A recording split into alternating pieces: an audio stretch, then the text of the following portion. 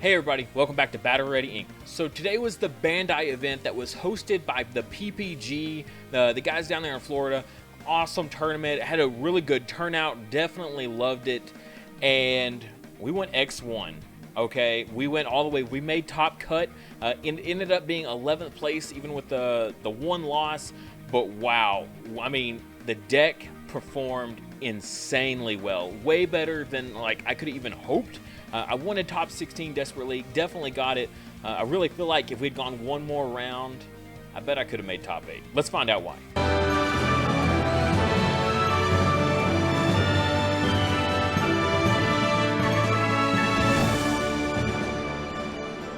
Okay, so my matchups, first round was against a red Greymon player, and it was kind of like an OTK Greymon, red Greymon build. I controlled the board too well on him, I guess. Yellow's so good about that. In case you're wondering, we are playing yellow. I mean, it's kind of a given here. We're playing the War Greymon yellow, and we just controlled it so well that they just could never build up. Next round was against Black Ragna OTK with the Greymon line. Again, controlled the board really well, and game 2 was a little bit close. They ended up hitting into a Ragna without having the jamming underneath, and literally that like one big moment right there really tipped the game in my favor. I think it could have gone either way at that point still, but at that point it just sealed in the deal for me because he lost his big blocker for my turn, and I was able to literally clear him in one turn immediately following it. After that, I played against a yellow War Greymon player, and it was a lot of back and forth, super long game, but ended up just, I think, because of the way the order of operations plays with the mirror match is whoever clears the other one's stuff. So if you promote your stuff up first and then I promote up after you, I can clear your board a lot easier, and that's ultimately what happened. Also, the poor guy bricked so bad. Both games opened with Omnimon. Both games hard played Omnimon first turn. Gave me so much memory, just my turn 1, that I just would go off completely. So turn 2 would come back to me, and I would have these crazy, outrageous plays both games. So that was a real bummer there. Round 4, though. Round 4 was my loss for the day. And talk about the most infuriating loss you could ever have in this game. Game 1, I didn't draw into any level 4s until, I don't know, maybe turn 4 or 5, which is so brutal in this deck. You have to be able to go off.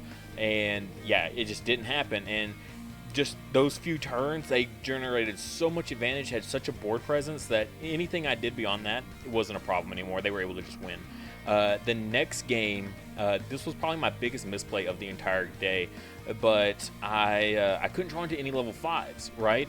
So by turn 3, I had like a Omnimon and a Teespring on field, and my thought process was, okay, he'll probably be able to clear both of those guys, so I'm going to hard play another Teespring and hope that I can draw into a level 5, and I'll have one of them left, and then I can go off from there. They were able to clear all 3 of my level 4s in their one turn. It was very impressive for sure.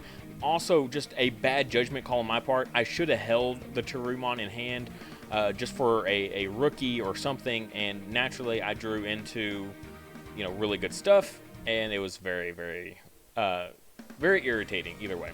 Round 5 was against another yellow deck, but it was a War Greymon combined with a Shine Greymon deck, and I think they just kind of bricked really bad. I mean, it wasn't like a horrendous brick, but it was bad enough that they really needed some good cards to be able to combat this deck, because this deck is, I mean, it's got the consistency, it's got the stomping power, it's also got the staying power, just because all the recovery that yellow can also do. This deck is phenomenal. I mean, probably the best deck that I've ever played in this game yet. It's by far the most powerful. So let's get in here and let's see what we got. Also, don't forget this month's memory marker for our Patreon reward is Omnimon. So if you're playing yellow, running the Omnimon, or if you're playing blue and you've gone back to Omnimon for some Lobomon, Ancient Garurumon shenanigans, get this little guy. He'll go great with your deck for sure. and handmade by my wife. So yeah, check the link out in the description below for that Patreon. First off, we have the 4 eggs here. I went with just Omnimon. My thought process is this deck is so aggressive and so fast-paced that you're going to get yourself down to 3 security so easily, and then you'll be able to trigger this very, very, very quickly, and you'll always see value off of it. Also, the deck plays so fast that I really almost never, I don't think I've ever needed more than 4 eggs. By the time my 4th egg comes out on turn 8, the game is pretty much over. It's going to end this turn, or my opponent's going to beat me the following turn. That's it. I have never had a game literally go beyond 8 with this deck, just because it's, you either win fast or you lose fast, okay? That's for sure how I feel playing this deck. Also, shout out to my DFW brethren out there. Got the Ramen Rumble mat represented today, so I love this thing. So adorable. Love those guys. First up, our rookie is Patamon. This is the starter deck Patamon that's got the inheritable. When you delete something by dropping it to 0 DP, gain 1 memory. This thing is just phenomenal. As much DP reducing as this deck can do, between the Wargreymon, the Slashes, and the Valder arms, you can trigger this thing so incredibly easy. It's ridiculous. So I'm always gaining the 1 memory back. I mean, pretty much every time it's on the, every time I draw it, at one point I'm going to be getting 1 memory back, guaranteed, if not more. All right, a little shift in the camera there, a little bit closer for you. We've got the Salamon next, and this is our staying power, right? If we're ever running into any issues where we just can't draw into anything, we can just start crashing the Salamons into their security and just getting that recovery that we need. So, for whatever reason, if you're ever starting to fall behind, Salamon is great. Also, I don't ever feel bad just digivolving on top of it. I mean, the 0 cost evolution is fine. So as long as I can digivolve over a egg with this, then no worries about that 4 cost. But also, you can always play it for free. So with the Omnimon plays, and that's pretty important as well. All right, next up, we're rocking the 4 Pulsemons. This thing is incredible. Honestly, this is probably one of my most favorite rookies in this entire deck, just because you get to play it when you have 3 or more, and you get that 1 draw, right? So at that point, we're already on par with Gabumon from 1.0 Blue, but also if you're at 3 or less, you gain the 1 memory. So essentially, it becomes a 2-drop Digimon. So late game, if you're ever struggling or anything like that, you know, you can play him as a 2-drop and then digivolve like a blocker on top of him to like pass your turn. So he essentially turns into your vanilla, which is great. But if you're ever at that happy medium of 3 security exactly, a vanilla 2-drop that's also a Gabumon effect, oh my goodness. And if you ever play it for free, there is literally no downside. If you play this guy for free, like through Omnimon, then that's just an insane amount of value for sure. This deck can recycle back so much stuff. You just get so many more resources. You can draw so easily with this deck. You can get memory so easily with this deck. It's ridiculous. All right, and that's it for our main rookies here. Those are our just like normal Digivolve, just a stair-step up Digimon. No of the Salamons that reduce the 1K. I did think about playing that variant, but I went with this one ultimately, and I'll say I'm so happy with this, the way this deck turned out, 100%. Literally, if I wish I hadn't bricked that one game that I played so badly, because it would have, I don't know, I bet I could have made top 8 for sure. It just, nothing like your only loss being to yourself more than your opponent. Granted, he was a very good player. Still, though, just the odds against me, that's so bad. Next up, we have these are going to be our lineups for what to play with the Omnimon. So I've got the 2 Bushi Agumon. Really, I just want to see one of these. Ultimately, I just want to see one of them, because I just need it for that one game stealing play, right, where I'm just trying to swing. Also, if you draw into multiples of these, then they can get kind of bricky in your hand. Sure, you can Digivolve with them, which, you know, sometimes this is the only rookie you start with, and you got to Digivolve with it, so be it. But I just want it, just that one of sitting in the back of my hand until I can go into that Omnimon and swing for game, right? But to counter that, we also play the double Lucymon. Yeah, so I went with the double Lucymon. Some people aren't playing the Lucymon in this deck, but just again, I like the recovery, and there were so many times where I would swing with the Omnimon, get play the first Lucymon, and then, you know, those second times where you can play the second Lucymon off the, you know, in that same little double attack there that War Greymon can do. I mean, that just puts you back. I mean, it puts you ahead because you've cleared so much security, but also puts you ahead so much because you've recovered so much security due to the War Greymon just like slowly killing you.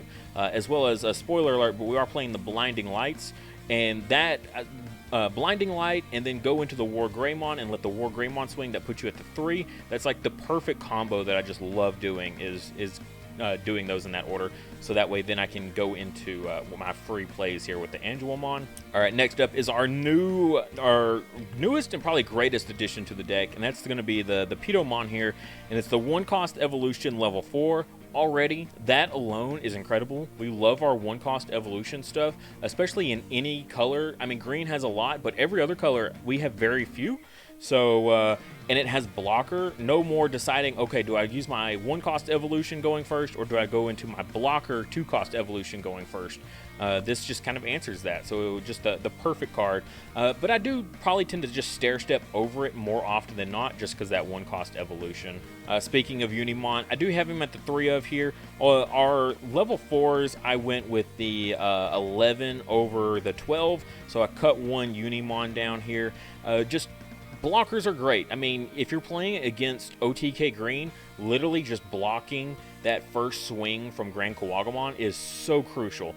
Sadly, never played any today. Also against Rookie Rush. Rookie Rush is still a contender. Until BT4 gets here, I definitely will expect to see Rookie Rush, you know, here and there for sure. And having 7 blockers in the deck, yeah, then have fun, Rookie Rush, getting over all that. I will guarantee you I will have a blocker on field to deal with you. And then the last of our level 4s here is the Terurimon, just because, like I said, 1-cost evolution just to stair step over is phenomenal. Your opponent, if they pass turn to you, you'll always at least be at 1. So you can go into a level 4 and draw, and it still be your turn to go into a level 5. So whether that be your, you know, your Groundmon, War Groundmon, or your Angelomons for that Wind Digivolving effect, so you pass turn with an Angelomon and minus security attack, you know, -2 there is really good for just, you know, I'm still trying to stair step into my big stuff here. Angelomon will slow them down, and then that inheritable, oh my god, I've mentioned it several times so far, but just when attacking, if you have 3 or 4 security cards, you may play 1 yellow level 3 Digimon card from your hand without paying its memory cost.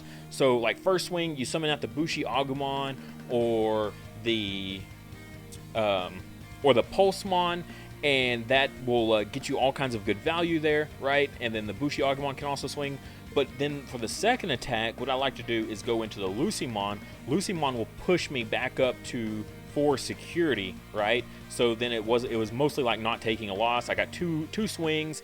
War Greymon got to maybe delete something, or at least put something in killable range. Yeah, this Angelomon is terrifying. I mean, for sure, I mean, kind of more the linchpin in the deck probably than the War Greymon is, honestly, just because all the great level 3s that we have now in yellow, getting to play all of them for free, yeah, just never not see value with Angelomon. Next up, we've got of course, the War Groundmons. I did go for the full out 4 of.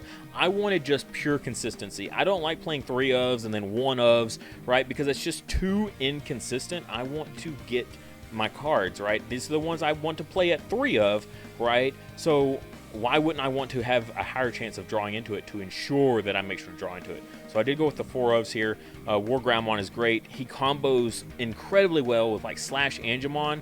You just come out here, Digiburst for 4k off something, and then go into Slash Angemon for another 8k. That's killing all level 6s pretty much for in the meta currently. The only thing that doesn't is Nidhogg.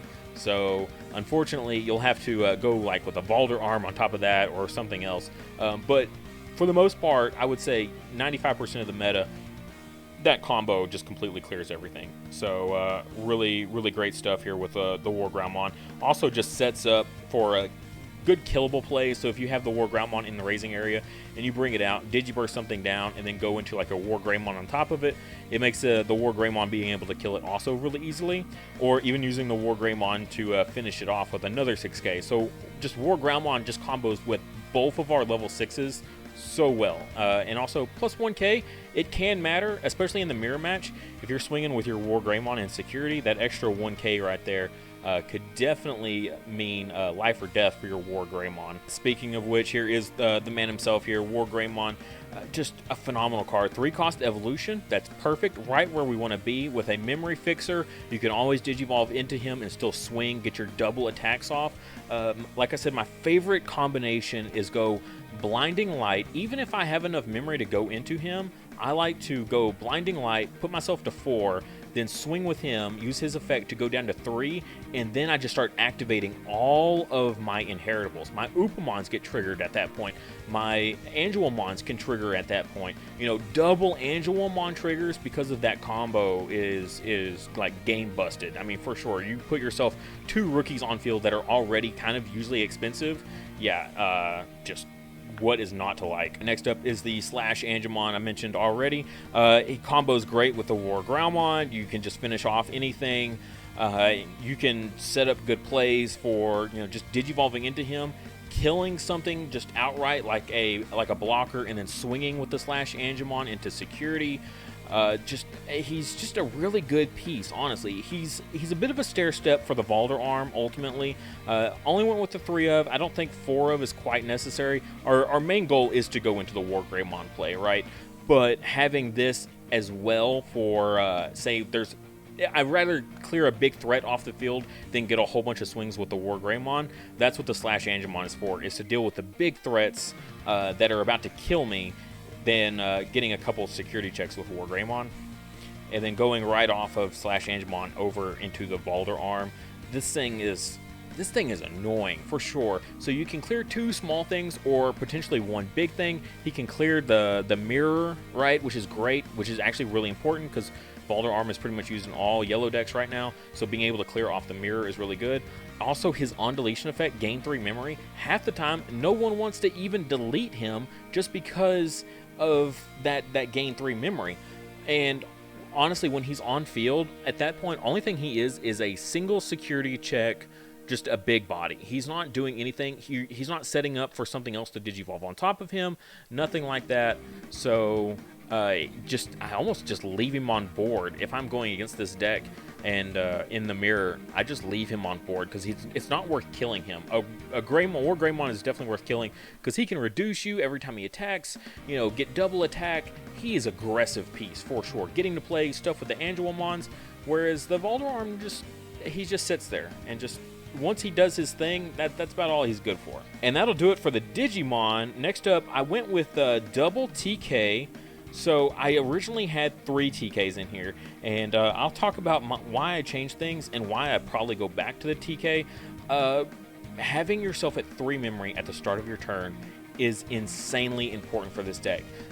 Both your level 5s are 3 evolution cost, and being able to go into a War Groundmon and still use your effect after you digivolve, very important, okay? So very important to be able to still use your effect. As well as being able to just kind of stair step into things. If you go War Groundmon and then you can go Slash Angemon on top of him, so use your War Groundmon and use your Slash Angemon, you need to be at 3 memory at the start of your turn to get that done.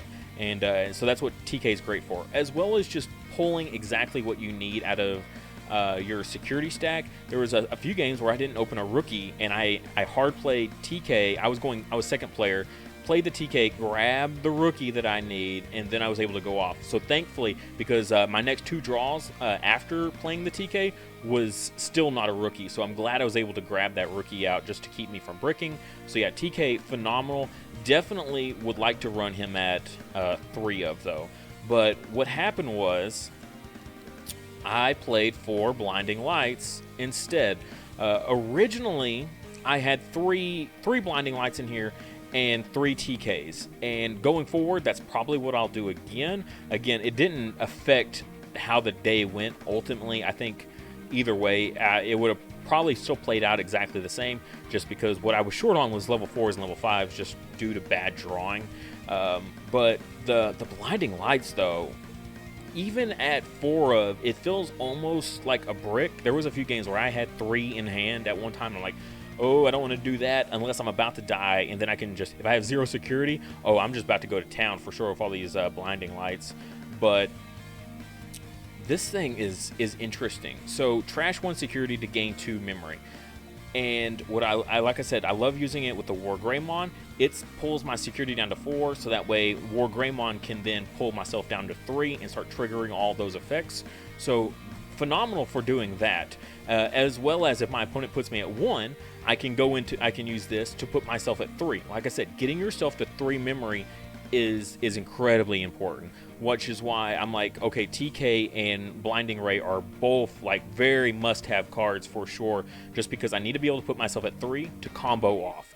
And while Blinding Light sure does the same thing as the TKs, I think the TK just being able to pull what I need, as well as having the 3 memory turn after turn after turn, whereas the Blinding Light isn't a guarantee, is good for one shot, but not beyond that. So, but why I bumped it up? So I think it's in DigimonCard.dev. At least when I was looking, it had a security effect of gain 2 memory, and I was like, oh man, I've got to do that. Like, that's phenomenal. That's just like having Hammer Spark. Just knock your opponent swings in with green OTK because they're at 0 memory. More than likely, they went Grand Kuwagamon for 3, which puts them at 0, and now they're about to go off. Having Blinding Ray and security get hit will pass their turn before they can go into the Chaosmon. Perfect, absolutely great. And I threw them in my deck, and I didn't even look at it because I was just doing the one swap, so it was I didn't see it over and over and over as I was swapping multiple cards. And yeah, he doesn't even have that effect. So yeah, it was kind of a dumb thing, but at the same time, having this card in hand is phenomenal, because like I said, putting yourself at 3 memory is a must in this deck. So while yeah, it was a little overkill, I didn't regret ever having it. So I was always putting in work whenever I had this card in hand. So still a phenomenal day. Cannot wait for future games, future tournaments. Bandai announced that every 2 months they're going to start hosting these, really big tournaments. We're now going to get special tournament packs with alternate arts. And yeah, this deck is just going to keep getting better. Even with BT5, it just gets even more terrifying. And that's terrifying in itself, just because we can replace the Slash Angemons with the Crusadermon or Lord Nightmon, right? And then we've got Angelmon and Lord Nightmon being able to play all of these rookies for free. And I might have to bump up the Bushi Agumons, honestly, because they did a lot of work. I mean, there were several times where I got to play 2 Bushi Agumons, right? So I got to do 4 security checks, the 2 War Greymons and the 2 Bushi Agumons. That is potent, especially early game. Just your opponent all of my security are gone. Awesome. And then if they Blinding Ray themselves in the mirror match, they've got nothing. Oh yeah, it was so good, so good. This deck will definitely be a staple for sure. I'm definitely interested to see how to change it up a bit. I know some people, instead of the level 4s and level 3s, they're playing the Salamon and the Gatomon, right? So if you get the multiple swings with War Greymon, their effects aren't once per turn. So, and combine that with the Koromon, that's minus 3k on the first swing, then minus another 3k on the second swing, and combined with War Greymon's minus 6k. Yeah, I mean, that alone is Slash Angemon War Greymon right there. So also a very powerful variant to the deck. I almost thought about playing that, but I really feel like you should do one or the other. I didn't want to combo both strategies together, just because I like the consistency of having 4 ofs whenever possible. The only times I play 3 ofs is if, I'm cutting it down. I'm not playing 3 and then playing a 1 of something else. I'm definitely playing 4 ofs or just 3 ofs and no random 1-off. I hate 1-offs. I just hate the inconsistency of it. Thank you guys so much for watching. If you enjoyed this video, please like and comment, as well as subscribe if you haven't already. If you enjoy this type of content, I try to put it out as much as possible, so definitely subscribe. Also, if you really enjoyed the content, check out my Patreon. I have a link in the description below for it. You can get access to my Discord server, as well as if you're a Dragon Village M fan, account takeovers where I help you out with your account. If you're a Digimon fan, I've got monthly giveaway. Well, not even giveaways. I've got monthly merch that's specific to Patreon. Stuff like memory counters, custom made. This is the baby form of Vmon here. There's going to be more in the works also. So lots of memory counters, all kinds of awesome Digimon merch. So definitely check out that tier. And if you're just all out crazy, there's other tiers if you're that dedicated. As well as check out my Teespring. I've got awesome merch there, you know, official Battle Ready Ink merch, awesome phone cases for you Digimon fans out there.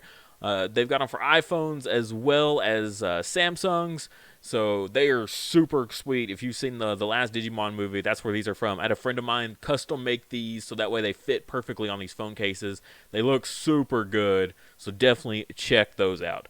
But at the end of the day, if you can't do any of that, just like I said, like the video, that helps a ton, and subscribe. It doesn't hurt, but it helps me. So that's what's the real benefit. And as always, I'll see you next time.